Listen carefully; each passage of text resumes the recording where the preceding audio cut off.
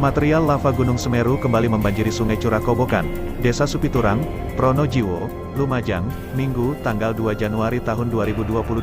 Debit banjir lahar kali ini bahkan telah mencapai 40 amak. Akibatnya, jembatan di Desa Gondoruso, Pasirian, terputus. Jembatan itu menjadi akses penghubung Desa Gondoruso dan Pasirian.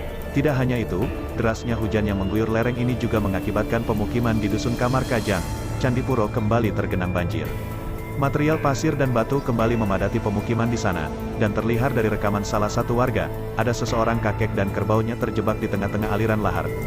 Terus adanya ancaman bencana susulan ini, Kepala BPBD Lumajang, Indra Wibawa Laksana, mengimbau masyarakat untuk sementara waktu tidak beraktivitas di sekitar sungai yang berhulu dari Gunung Semeru. Kami berharap masyarakat yang berada di aliran lahar Gunung Semeru selalu waspada dan berhati-hati jangan berada di sana. Apabila dari atas gunung sudah terlihat mendung gelap segera mencari tempat yang lebih tinggi atau jarak aman, minimal 500 meter dari tanggul kiri kanan, kata Indra. Demikian seputar informasi hari ini.